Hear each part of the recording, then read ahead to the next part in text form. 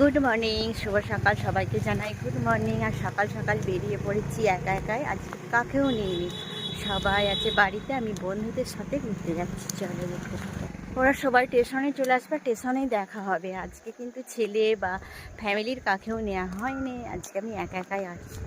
আর বাড়ি থেকে ভেবেছিলাম টোটোয় আসবো, কিন্তু সময় ছিল সেই জন্য হেঁটেই আসলাম। আর আজকের আবহাওয়াটা খুব সুন্দর, আর হালকা হালকা ঠান্ডা, তো হাঁটতে অসুবিধা হয় না। কত সুন্দর আকাশটা, রোদ ঝলমলে, হালকা হালকা ঠান্ডা পড়েছে। আর হাও সেইখানে স্টেশনটা, চলো সেখানে যেয়ে কথা বলছি। ট্রেন ছেড়ে দিয়েছে আর বসেও পড়েছি টিকিট কেটে, এইমাত্র ছাড়লো। চলো এবার কোথায় যায় সেটাই বলবো। ট্রেনে তো যা উঠছে তাই কিনেছি, এখানে একটা আয়না কিনেছি। আমরা এখন পৌঁছে গেছি বেলুড় মঠে। শান্ত নিরিবিলি, একদম মনকে শান্ত রাখতে একবার নয় বারবার ছুটে আছি এই বেলুড় মঠে।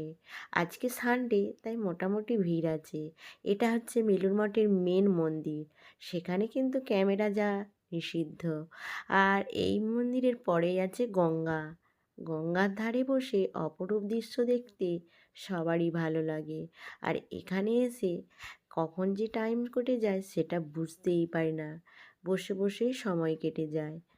আর মন্দিরে যদি তোমরা কুপন বা প্রসাদ নিতে চাও, অবশ্যই তোমাদেরকে 10:30 থেকে 11:30টার মধ্যেই আসতে হবে, কারণ ওই সময় কুপন দেওয়া হয়।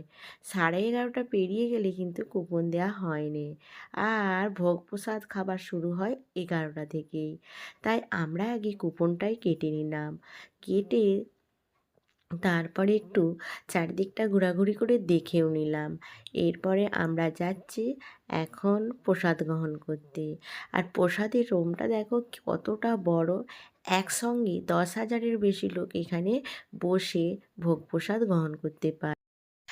আমরা তো এখন এখানে বসেও পড়েছি, তবে এখানের প্রসাদের এতটাই তৃপ্তি যে না খেলে তোমরা বুঝতেই পারবে না। তাই তৃপ্তি করে আমরা প্রসাদ এখানে গ্রহণ করলাম। আর আজকের আমাদের প্রসাদের মেনু ছিল খিচুড়ি, একটা আলুর তরকারি, আর চাটনি, আর পায়েস তো ছিলই। তাই খাওয়া দাওয়া কমপ্লিট করে আমরা এখন চললাম বাড়িতে। আজকের ভিডিওটা আমরা এইখানেই শেষ করলাম। টাটা, বাই বাই, সবাই ভালো থেকো, সুস্থ থেকো।